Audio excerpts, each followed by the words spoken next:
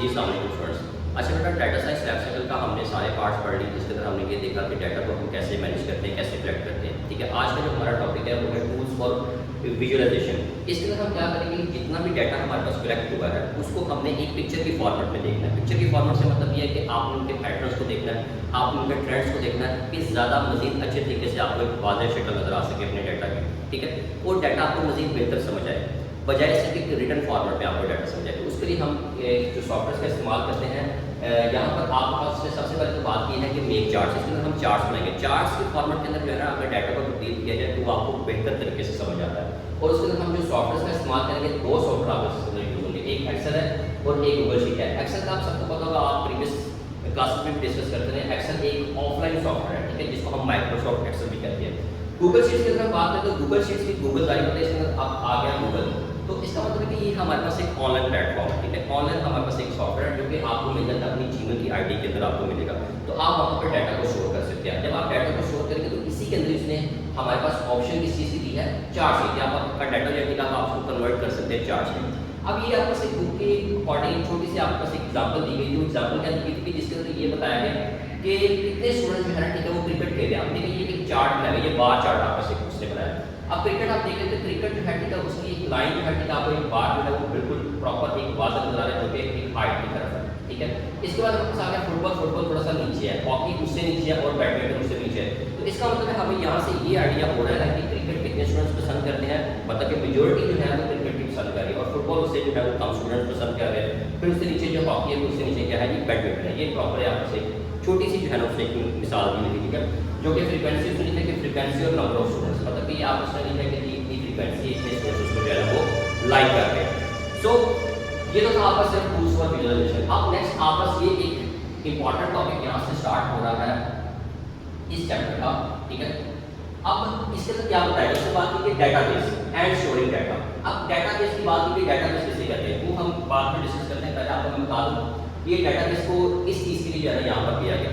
देखिए, आपके पास डाटा जो था वो बड़ी मिकदार के अंदर था। अब आपने उसको किसी ऐसी जगह पे स्टोर करना है कि वक्त आने पर आप उसका इस्तेमाल कर सकें। ठीक है, दो ही हमारे पास यहाँ पर बेसिकली मेन सॉफ्टवेयर का इस्तेमाल होता है, जिसके अंदर जो है ना मैं प्रीवियस टॉपिक में आपसे डिस्कस कर चुका हूँ। आप दोबारा से आपकी बुक के अकॉर्डिंग देख लेते हैं। उसने बात की है आफ्टर क्लीनिंग अ मेसी। मेसी का मतलब होता है बिखरा हुआ, मेसी सर्वे टेबल। अब यहाँ पर बिखरा हुआ जो है, ठीक है, डाटा आपको पड़ा हुआ टेबल में, तो आपको आइडिया नहीं है, पहले there is need to store the clean data, मतलब कि आपको एक जरूरत है इस चीज के डाटा को स्टोर करने की, किसी साफ जगह पर आपने अपने डाटा को क्या करना, स्टोर करना। तो कह रहे हैं कि इन अ प्रॉपर फॉर्मेट। अब वो कहाँ पर हो सकता है, दो उसने हमारे पास यहाँ पॉइंट्स बताए, एक स्प्रेडशीट आ गया और एक आ गया डेटाबेस। अब ये जो आपके पास मैंने प्रीवियस अभी बताया था एक्सेल। एक्सेल बेसिकली क्या होता है, एक्सेल स्प्रेडशीट को भी हम कहते होते हैं, जिसके अंदर आप कह लेंगे डाटा को स्टोर करते हैं, और ये स्प्रेडशीट बेसिकली उसी आप कह लेंगे पार्ट है, और ये डाटाबेस जो है ये बेसिकली आप ये समझें कि पार्ट उसी का ये, लेकिन ये कि इसके अंदर आप लार्ज अमाउंट ऑफ डाटा को स्टोर कर सकते हैं, वो भी हम आगे डिस्कस करते हैं। तो देखिए, सबसे पहले बात करें कि स्प्रेडशीट के सॉफ्टवेयर कौन से होते हैं। स्प्रेडशीट के सॉफ्टवेयर में आपको बताया कि इसके अंदर हम यूज करते हैं एक्सेल। ठीक है, एक्सेल का इस्तेमाल करते हैं। डाटाबेस के अंदर अगर हम बात करें, डाटाबेस के अंदर हम यूज करते हैं MySQL। ठीक है, और उसके बाद हम यूज करते हैं SQL लाइट। ये दो हमारे पास जो है वो सॉफ्टवेयर का यूज होता है। अब आपका देखिए कि स्प्रेडशीट रोज के सूरत में होती है और कॉलम्स की सूरत में होती है। डेटाबेस की बात करें तो डेटाबेस जो होता है वो एक स्ट्रक्चर्ड सिस्टम होता है, मतलब आपको एक शॉर्ट फॉर्म में अगर बात की जाए तो शॉर्ट फॉर्म ये है कि स्प्रेडशीट को हम मतलब आप ये समझें कि कम डाटा के लिए हम स्टोर करते होते हैं। लेकिन जब डेटाबेस की बात आती है तो डेटाबेस का मतलब है कि आपने लार्ज अमाउंट ऑफ डाटा जब स्टोर करना है, तो दैट मींस उसके लिए फिर हम क्या यूज कर सकते हैं, डेटाबेस सॉफ्टवेयर का इस्तेमाल। जिसके अंदर मैंने आपको बताया कि दो सॉफ्टवेयर आते हैं जो आपका दूसरे तौर पर भी आ सकता है, MySQL और SQL लाइट। आज उससे डेफिनेशन बताइए डाटाबेस का इस्तेमाल हम किस लिए करते हैं। तो बात करते हैं database is an organised collection of data. Organised मतलब क्या होता है कि मुनज़्ज़म तरीके से जो है ना वो डाटा को स्टोर करता है।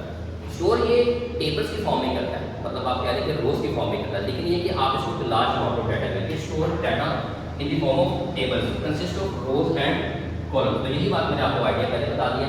तो देखिए, आपकी बुक के अकॉर्डिंग जो है उसने एक, मैं अब ये एग्जांपल आपकी बुक में नहीं थी, लेकिन ये कि मैंने यहाँ पर एक टेबल आपके लिए बनाया ताकि आपको समझ आ सके कि ये क्या चीज़ है। डेटाबेस की बात हो रही है यहाँ पे। ठीक है, तो डेटाबेस के सबसे पहले उसने कुछ टर्म्स हमें बताई हैं कि जैसे उसने टेबल बताया, रिकॉर्ड बताया और फील्ड बताया। अब आपने इस चीज़ को जरा ध्यान से देखना। आप उसने सबसे पहले बात की है कि टेबल अब ये टेबल बनाया, ये सारे का सारा टेबल मतलब दैट मींस के लिए आप क्या है ग्रुप ऑफ रिलेटेड ये आपका सारे का सारा क्या है, डाटा है। तो इसको हम क्या कहेंगे, इसको हम कहेंगे टेबल। सबसे पहले आपने ये चीज़ याद रखनी है। सेकंड में वापस बात आ रही है रिकॉर्ड। रिकॉर्ड के अंदर आपने सबसे पहले मेन पॉइंट याद रखना है कि रिकॉर्ड बेसिकली जब भी बात आएगी तो वो रोज की फॉर्म के अंदर होगा। और रोज की फॉर्म के अंदर क्या है, ये आपका सारा रिकॉर्ड, इसको हम रिकॉर्ड कहेंगे। जैसे अली है तो अली का आपने रिकॉर्ड किया कि 10th क्लास का स्टूडेंट है, उसको क्रिकेट पसंद है और मॉर्निंग टाइम में उसको ये चीज़ पसंद है, तो ये सारी अली की यानी एक रिकॉर्ड आ जाता है। फील्ड की अगर हम बात करें तो फील्ड कॉलम में होता है, ये कॉलम होते हैं, ठीक है। ये कॉलम के अंदर क्या बात कर रहा है, जैसे नेम है तो नेम की भी सारी जो है ना ये आपका एक स्पेसिफिक पीस ऑफ इंफॉर्मेशन होती है, ठीक है। तो ये इंफॉर्मेशन क्लास में क्लास की सारी इंफॉर्मेशन है। ये आपका फेवरेट स्पोर्ट्स आ गया, तो ये चीज़ हमारे पास ला दी है फील्ड। तो आपने ये चीज़ को याद रखना है कि रिकॉर्ड जब भी होगा वो रोज की फॉर्म के अंदर होगा और फील्ड जब भी होगा वो कॉलम्स की फॉर्म के अंदर होगा, ठीक है बच्चों। अच्छा, आगे हमारे पास बात आती है, अब आपके पास आ जाती है अगर आपने डेटाबेस को इस्तेमाल करा तो उसके लिए हमारे पास जो है सबसे पहले तो ये सॉफ्टवेयर का आपके पास ये आ गया कि एक पॉइंट है डेटाबेस मैनेजमेंट सिस्टम। ये डेटाबेस मैनेजमेंट सिस्टम चलाता होता है जिसके साथ आपने दो चीज़ें इंस्टॉल करनी होती हैं और उसके लिहाज से आपने डाटा को स्टोर करना होता है, एक MySQL और SQL लाइट, जो कि आपको मैंने पहले ही बता चुका।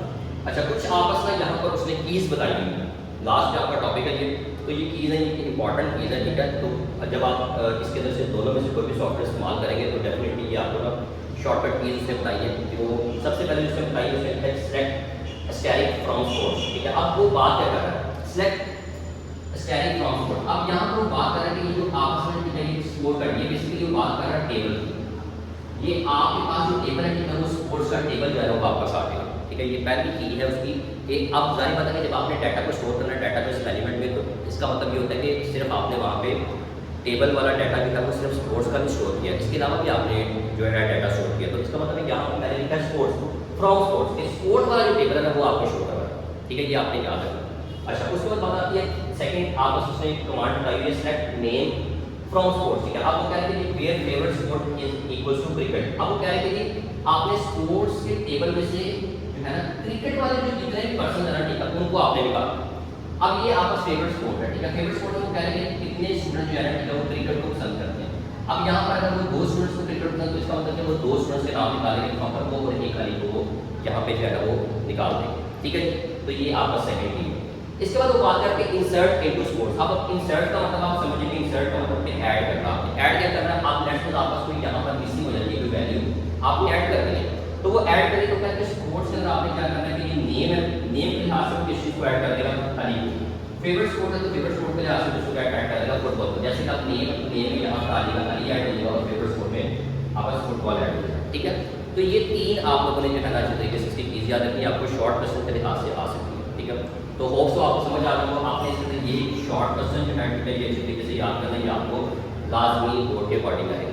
सो बेटा ये आपका आज का चैप्टर था जो कि खत्म हो गया, इंशाल्लाह फिर नेक्स्ट लेक्चर में मिलेगा। अल्लाह हाफिज़।